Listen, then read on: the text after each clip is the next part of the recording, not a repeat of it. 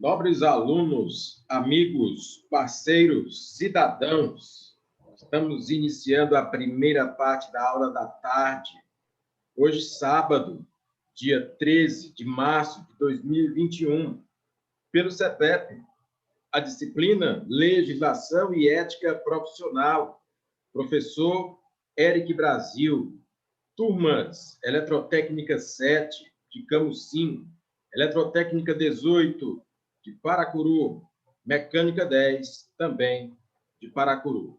Sempre uma honra, um prazer e um privilégio desenvolver conteúdos, desenvolver aulas, desenvolver uma disciplina com aqueles que são o presente e o futuro desta nação, pois vocês são eletrotécnicos, técnicos em mecânica, profissionais que assumem postos de trabalho, que prestam serviços, que empreendem, enfim, são os verdadeiros cidadãos.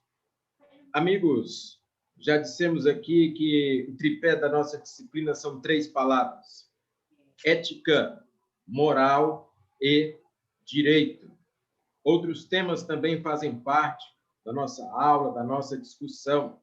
E fiquem atentos, porque hoje ainda temos muito conteúdo, ainda temos atividades. Amanhã faremos uma revisão geral e amanhã mesmo aplicaremos a nossa prova, finalizando, então, mais uma matéria, mais uma disciplina, para você avançar, para você seguir em frente no seu curso de formação.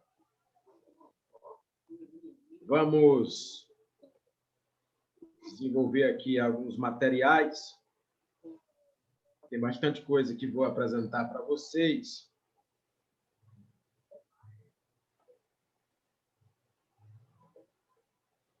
Vamos compartilhar. Virtudes e vícios. Virtude é algo que constrói, edifica e amadurece o caráter humano, círculo virtuoso. Então, nós procuramos desenvolver virtudes, boas condutas, bons comportamentos e termos um referencial de atitudes positivas que envolvem o senso de dever, o trabalho, a verdade, a coragem, a caridade, a tolerância, o amor, a justiça, a temperança, a misericórdia, a compaixão, a empatia, que é a capacidade de se colocar na pele do outro, no lugar do outro, a responsabilidade, a esperança, a perseverança, o otimismo.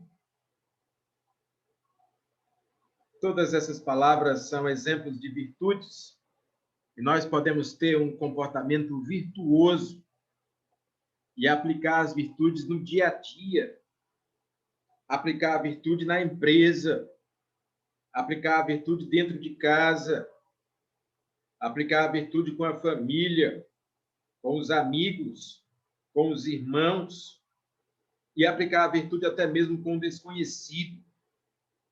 Lembrem-se das referências sobre ética.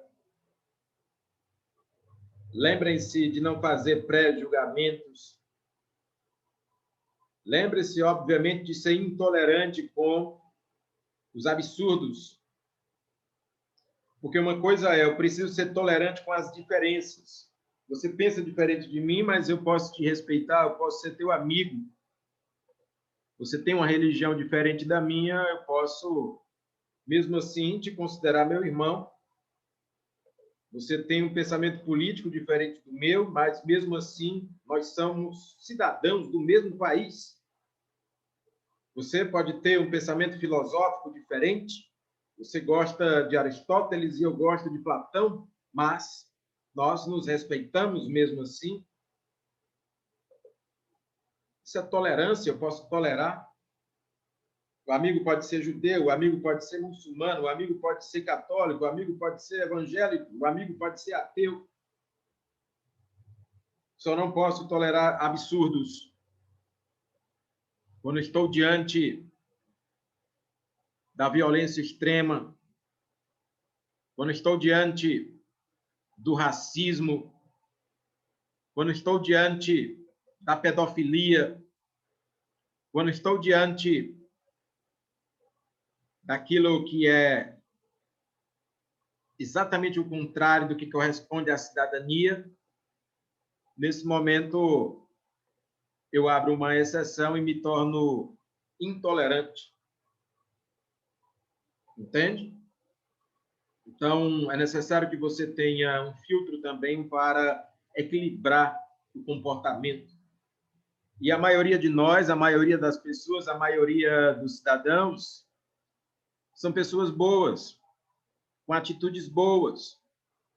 Porém, existem momentos que fica difícil de discernir o certo do errado, o bem do mal, a luz das trevas. E é aí que entra a tua capacidade de raciocinar, de tomar decisões. Lembrem-se do que eu disse na aula do final de semana passado. Você deve obedecer, seguir as leis, seguir as normas. Tudo bem obedecer às ordens do seu chefe. Tudo bem obedecer às ordens do seu pai. Mas nunca obedeça absurdos. Mesmo que uma ordem absurda venha do teu chefe, venha do teu pai. Me cortando, professor, isso se chama utilizar o direito de recusa, né? Claro, Geocleciano, exatamente, porque nós somos seres inteligentes.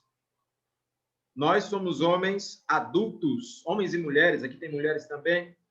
Somos seres humanos adultos. Somos cidadãos e cidadãs. E não podemos nos comportar como meninos, como crianças.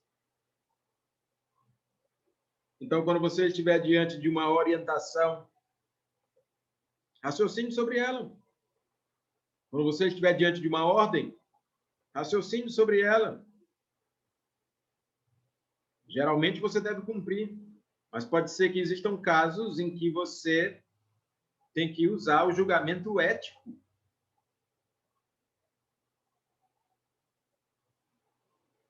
Eu respeito todos os verdadeiros sacerdotes, padres, pastores, rabinos, lideranças religiosas autênticas. Respeito. Mas não posso fazer vista grossa ao religioso que utiliza a religião para defender interesses próprios, interesses financeiros e interesses de poder. Isso é raciocinar. Você consegue identificar essas coisas, não é? Obviamente, eu quero meu emprego, eu quero meu trabalho, eu quero a minha empresa, eu quero a minha oportunidade profissional. E obedeço ordens na empresa e sigo as normas. Mas se eu estiver diante de uma ordem absurda, eu posso manifestar o meu livre-arbítrio também e decidir não cumpri-la. Porque você é corresponsável. É claro que o seu chefe é o responsável maior, mas você é corresponsável. Se você, como foi dito aqui, desligar o fornecimento de energia para um hospital em plena pandemia, mesmo que isso tenha sido uma ordem, e você sabe que aquele hospital não tem gerador e que pessoas podem morrer ali por conta do seu ato,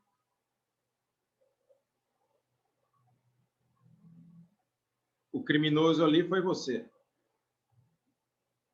E foi o seu chefe que mandou você fazer. Entende? Então, é muito importante que você raciocine e que você cumpra 99% das ordens. Mas pode ter aquele 1% que seja um absurdo declarado e você deve ter a capacidade de enxergar. E aí você não precisa desrespeitar ninguém, basta você dizer, chefe, cumpro ordens, estou aqui para trabalhar, mas verifiquei que nesse caso específico, nesse caso pontual, nós poderemos ser responsabilizados pela morte dessas pessoas, já que se trata de um hospital, já que se trata de uma casa onde tem um doente que depende de um aparelho e esse aparelho depende de energia elétrica, não é? Certo? Então é importante fazer essas análises. Muito bem. Por um lado, eu tenho virtudes, coisas boas. Por outro lado, eu tenho vícios. O que é vício? Algo que degenera, que escraviza ou destrói o caráter humano. Círculo vicioso. Então, eu posso ter virtudes, comportamentos benfazejos, e posso ter vícios, comportamentos destrutivos. E devo ser capaz de identificá-los. E todo ser humano tem virtudes e vícios, normalmente. É necessário maximizar, aumentar a prática das virtudes e minimizar, diminuir a prática dos vícios. A preguiça, a ira, a avareza, a covardia, a mentira, a injustiça, são exemplos de vícios morais, vícios ético-morais. Precisamos combatê-los. É importante a existência da percepção do vício para que nós tenhamos o parâmetro, a referência para poder aplicar a virtude, porque o ser humano ele precisa de referências, de parâmetros. Você só dá valor à saúde se você conhecer a doença.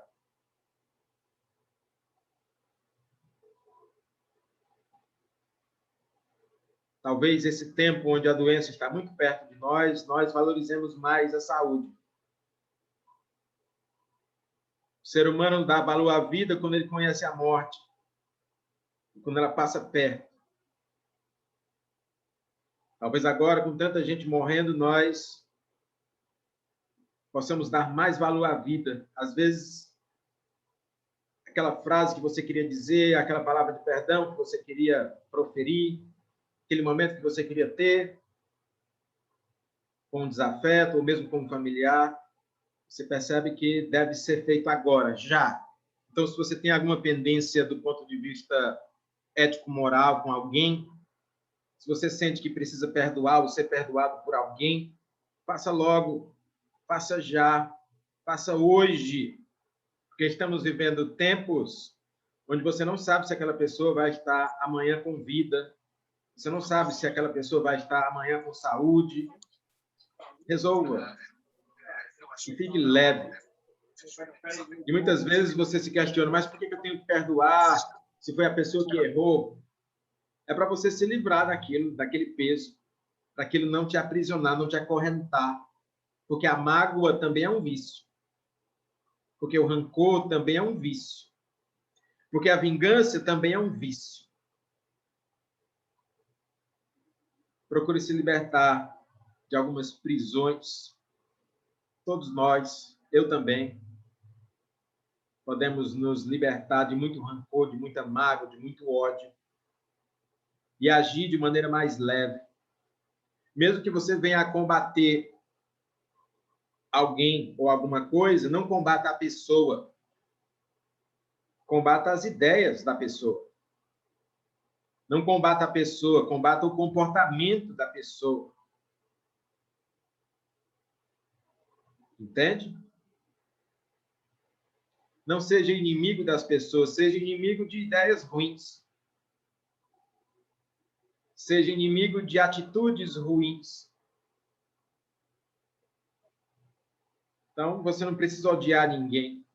querer o mal de ninguém. Você pode combater apenas o equívoco da pessoa e não a pessoa em si. Isso é ser um cidadão verdadeiramente ético. Temos virtudes e vícios. Exemplos de virtudes: a verdade, a coragem, a justiça, a temperança, que significa o equilíbrio, a moderação. Não é? Os gregos gostavam muito dessa palavra, temperança. Ser moderado, não é? Você precisa se alimentar, mas não precisa comer 7 pratos de comida. Você precisa dormir, mas não precisa dormir 15 horas por dia. Você pode ter uma mulher, mas não precisa ter 15 mulheres. Temperança, equilíbrio. Temos uma virtude sublime chamada amor. E aqui eu não me refiro ao amor eros, erotizado, nem ao amor de homem e mulher, nem ao amor de novela, nem de romance. Aqui é o amor incondicional, no sentido ágape, no sentido pleno. O amor de Deus, o amor de mãe, o amor como uma característica dos seres eticamente avançados. Jesus amou até mesmo os seus algozes. Nelson Mandela amou até os seus carcereiros. Siddhartha Gautama amou até os que o perseguiram. No contraponto das virtudes, nós temos os vícios. A mentira, a covardia, a injustiça, o desequilíbrio e a indiferença. Não é obrigado você apresentar dessa forma, mas eu coloquei ponto e contraponto. Verdade, mentira. Coragem, covardia. Justiça, injustiça. Temperança, desequilíbrio. Amor, indiferença. Professor, mas eu pensei que o contrário do amor fosse o ódio. Eu também pensava assim. Mas me parece que o contrário do ódio é a paixão. E que o contrário do amor é a indiferença. Então, quando você sabe que milhares de brasileiros estão perdendo suas vidas e você não está nem aí para isso, o nome disso é indiferença. Eu posso chamar também de desamor. É um vício terrível.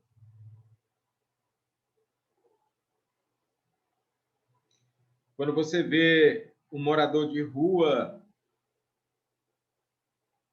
muitas vezes num estado deplorável, que você não está nem aí para isso, o nome disso é indiferença, desamor. Diga, Jaciel, pode falar. Professor, nessa questão aí, o professor colocou aí sobre a situação que está aí, milhares de pessoas morrendo, né? E uma boa parte dessa que a gente não sabe quem está cumprindo e quem está descumprindo as normas, né? Porque sempre eu estou discutindo essa questão.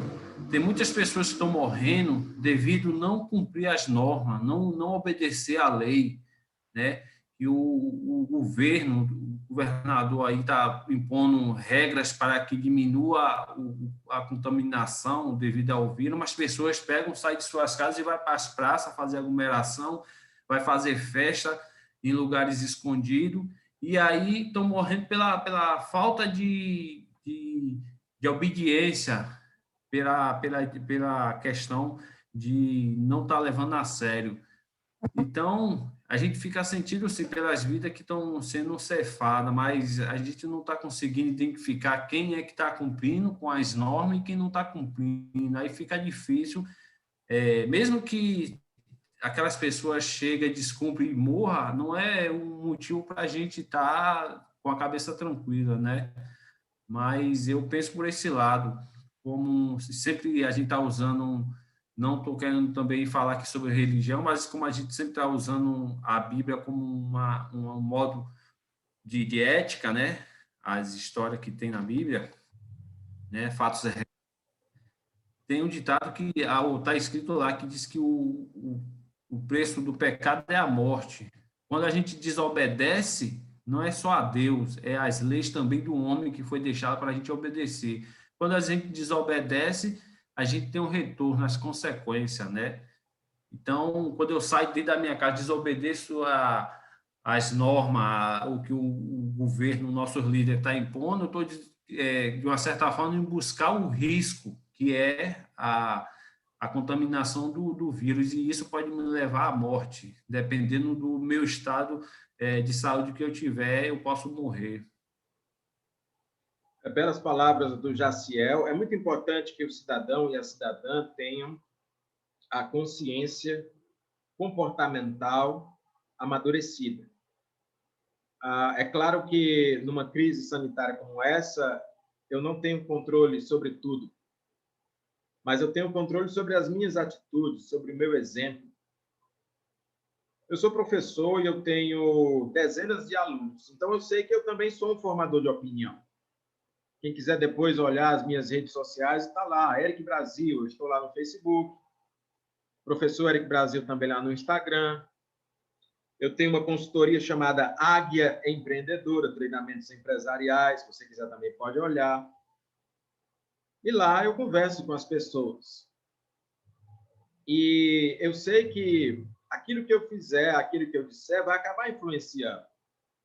Então, se eu disser para os meus alunos que eles têm que ter aula presencial agora, independente da pandemia, e que a gente não tem que usar máscara, não tem que usar o álcool em gel, que não tem que ir atrás de vacinas para os parentes mais idosos, ou até para nós, não é? Se nós pudéssemos, e que não tem que praticar o distanciamento social, eu estaria sendo não apenas irresponsável, mas eu estaria agindo como um verdadeiro homicida, não é? Eu estaria pondo em risco a minha vida e a vida dos meus alunos, entende? É uma falta senso. de ética profissional também, professor. Sim, eu, no exercício da minha profissão de professor, não é, Kelvin? Se eu insistisse nas aulas presenciais, mesmo sabendo que há o risco de morte ou de infecção dos meus alunos, eu estaria sendo antiético. Aí, o que é que nós podemos fazer? Encontrar alternativas. O professor vai deixar de ter aula? Não, estamos tendo aula agora, e é ao vivo, só que estamos tendo aula com aplicativo, à distância, utilizando as tecnologias. Professor, você prefere a aula presencial ou a aula à distância assim? Eu prefiro presencial, mas por uma questão ética, uma questão de compromisso, uma questão de responsabilidade, estamos agindo dessa forma. Nem deixa de ter aula, você não deixa de aprender, e ao mesmo tempo você não se contamina, você não fica exposto a uma infecção e nem infecciona o outro. Porque às vezes tem gente teimosa que diz, não, mas é a minha vida, não é só a sua vida, não. É a vida do outro também. Então, se eu estiver infectado agora com coronavírus sem saber, e for um paciente assintomático, eu posso infectar 10, 20 pessoas e nem tomar conhecimento disso. Não é? A humanidade, de tempos em tempos, passa por dilemas assim. Nos anos 80, uma doença nova chamada AIDS apareceu, não é? A AIDS, que é a síndrome da imunodeficiência, quer dizer, a AIDS em si não mata. A AIDS ela faz derrubar suas defesas imunológicas e o que mata são as outras doenças. Uma simples gripe, uma simples bactéria, um simples resfriado pode matar o cidadão aidético porque a AIDS ela derruba as defesas naturais do organismo, não é? E como é que se transmite a AIDS? Principalmente por relações sexuais. Existem outras formas de transmissão, né? Pelo sangue, quer dizer, ou então a mãe pode vir a contaminar o feto, a compartilhar seringas e algumas outras práticas podem acometer o cidadão com a AIDS, mas é principalmente pela transmissão sexual. Então, o uso de preservativos é muito importante. Aí a pessoa diz, não vou usar, não gosto. Mas não é só por você, é pela outra pessoa também. E aí a AIDS, por exemplo, ela deu um freio à geração dos anos 60 e 70 do século XX, foi uma geração que começou a ter muito no seu dia a dia a prática sexual sem responsabilidade. O sexo não é errado, mas a vida sexual desregrada, nós chamamos isso de luxúria. E a luxúria é um vício. E aí esse comportamento ele foi se intensificando, até que chega os anos 80 e há um freio, que é justamente um vírus. E as pessoas têm que se conscientizar mais, moderar mais, se proteger mais. Agora estamos diante de outro vírus, que é, dentre outras coisas, transmitido pela falta de asseio, pela falta de higiene. Tem gente que espirra, não está nem aí. Tem gente que não faz asepsia, não lava as mãos, não toma banho. Tem gente que fala de uma maneira que não está preocupado se vai transmitir ou não transmitir alguma coisa para o outro. Nem sempre existe asepsia no transporte público ou em ambientes de uso coletivo. E aí isso é terreno fértil para o vírus se espalhar. Agora, nós estamos pela dor, né? Dizem que nós aprendemos pelo amor e pela dor, tendo que ter hábitos sanitários mais saudáveis. E eu até comentei aqui, né? A gente ficava criticando os asiáticos, os chineses, os japoneses, os coreanos, porque eles usam máscara no dia a dia, muitos deles. E agora somos nós que temos que usar. A gente achava que era frescura, né? Eu vi ali uma colega minha, professora, ela vivia usando o álcool em gel direto, o tempo todo. E hoje eu tenho que usar, não é? A gente não tinha muita preocupação com a asepsia, agora a gente tem que ter. Então, a sociedade, por conta de hábitos sanitários, e isso começa a despertar a gente para outros hábitos sanitários, como saneamento, como a questão de você preservar a saúde também do ambiente do seu lar ou da sua cidade, não é? Também os governantes agora estão olhando para isso. A sociedade forçosamente está se forçando a ser mais higiênica, a ter mais limpeza. É a própria natureza dando a sua resposta. O ser humano deixa de ser porco. Não é? É uma consequência, ação e reação, causa e efeito. E parece que o ser humano só aprende com um exemplo dramático. Você tem que ver alguém morrendo para você aprender. E mesmo assim, muitos não cumprem. Aí só cumpre quando vê alguém da família morrer, ou então quando ele mesmo fica doente. Então, a humanidade está passando por uma grande lição, todos nós. Só que tem um lado bom nisso. Eu sei que o coronavírus é uma coisa ruim, a pandemia é uma coisa ruim, a Covid-19 é uma coisa ruim. Mas o lado bom de tudo isso é que é um problema em comum para toda a humanidade. Eu preciso, nesse momento, deixar de enxergar o outro só pelas suas ideologias, só pela sua religião, entender que somos todos uma grande família humana. Ah, mas os chineses são comunistas. Ah, mas os árabes são muçulmanos. Ah, mas eu não gosto desses indianos, não, porque lá tem religião pagã. Ah, mas eu não gosto do fulano, do cicrano, do beltrano, porque eles têm posições políticas diferentes da minha. Ah, mas o cara é negro, é índio, é ariano, é semita, é africano, não importa. Nós estamos acometidos por um problema global. E é nesses momentos que a fragilidade dos nossos governos, da nossa gestão, aparece. E a nossa própria também. Mas também é no momento da crise que nós temos a oportunidade de refletir a nossa conduta, os nossos atos, a nossa ética. Diga, Kelvin, foi você que levantou a mão? Não, professor, para dar uma complementação que o senhor disse aí sobre os indianos, não gosto de indiano porque lá tem a religião pagã. E pelo ponto de vista deles, o que essa pessoa falou, a religião dessa pessoa, para eles também é pagã, é uma religião diferente da deles. Então é um ponto de vista diferente, entendeu? Verdade. O ser humano gosta muito de considerar a verdade de si mesmo. Às vezes não se preocupa com a virtude da verdade, mas com a sua verdade. Então, por exemplo, muita gente gosta de retratar Jesus, só um exemplo, né? Porque é uma figura muito conhecida. Jesus alto, loiro, com os olhos azuis, com feições europeias. Será que ele era assim? Jesus nasceu no Oriente Médio, em Israel. Lá tem pessoas de várias etnias, é verdade. E lá no filme Auto da Compadecida é totalmente diferente, viu? É moreno, cabelo Sim, puxando. verdade. O Jesus do Alto da Compadecida é negro. Né? Moreno sou eu, ele é negro. Né? Entende? Então, é uma crítica construtiva, não é?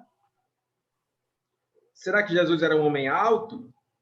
Provavelmente não. Por que provavelmente não? Porque a família de Jesus vem da família de Davi. Davi era um homem baixo, estatura física falando.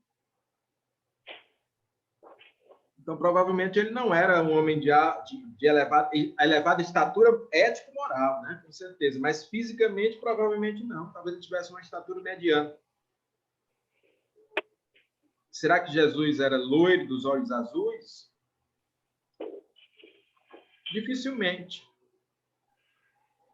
Mas eu até acredito que ele poderia ter os cabelos castanhos, porque se você ler a Bíblia, você vai ver que Davi era ruivo, né? Isso não seria impossível. Mas também isso pouco importa. Se Jesus era de aparência ariana, se era negro, se era de aparência asiática, se era de aparência semita, pouco importa. O que importa é a sua ética, a sua mensagem, que é universal. Amigos, eu vou dar a pausa de 2 minutos. Em 2 minutos, estamos de volta.